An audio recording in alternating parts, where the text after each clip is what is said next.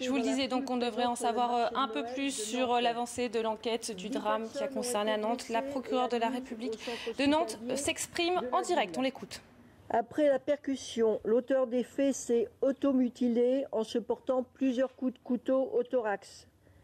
Il est également hospitalisé sans que ses jours soient en danger actuellement.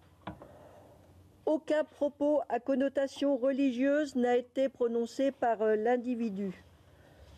Le parquet de Nantes a saisi conjointement l'antenne de police judiciaire de Nantes et la direction départementale de la sécurité publique de Loire-Atlantique de l'enquête du chef d'assassinat et tentative d'assassinat.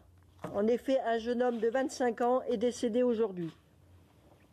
L'auteur des faits, domicilié à Charente-Maritime, est âgé de 37 ans. Il est sans emploi. Il a été condamné en 2006 pour vol et est aussi connu pour un fait de dégradation. Il n'est ni sous tutelle ni sous curatelle. Il s'est fait remarquer récemment par un comportement révélant un certain déséquilibre.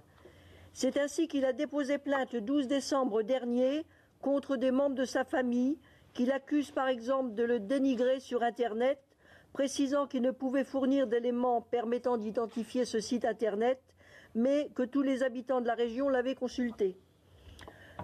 Le lendemain, les gendarmes sont intervenus chez lui pour un feu dans lequel se consumaient une bétonnière et une tondeuse. Alertés par son comportement instable, les gendarmes ont pris l'initiative de passer plusieurs fois devant chez lui durant la nuit suivante.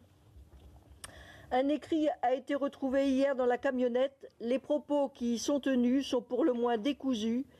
Il est fait état des reproches précédemment faits à sa famille, de sa haine de la société, du risque d'être tué par les services secrets.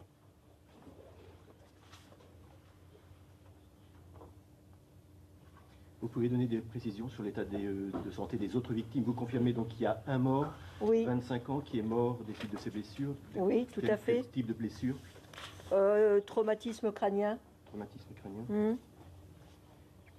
On parlait d'un état de mort clinique. Est-ce qu'on est sûr que cette personne est décédée? Oui, oui, elle est décédée. Oui, elle est décédée, oui. Quand? Aujourd'hui? Oui. Et donc les autres victimes Alors les autres victimes, il y a 4 personnes, 3 personnes qui sont considérées comme décès graves, mais surtout notamment des polytraumatismes. Mais ils ne sont pas en danger? Non. Concernant le suspect, il est toujours hospitalisé? Oui, et il n'a pas été entendu. Est-ce qu'on sait pourquoi il est venu à Nantes? Non. Non, il n'a pas été entendu. Donc pour l'instant, on peut. Non. Pourquoi il serait venu jusqu'à Nantes? On n'a pas d'éléments. Non. En l'état de l'enquête, il n'y a pas de famille. Vous dites que ces jours ne sont pas en danger, mais dans quel état de santé est-il? Est-ce qu'il va pouvoir être entendu rapidement? Pour l'instant, je peux pas vous dire sur l'évolution. Hein. Il n'est pas audible actuellement. Je peux pas en dire plus sur le délai qu'il faudra attendre pour l'entendre.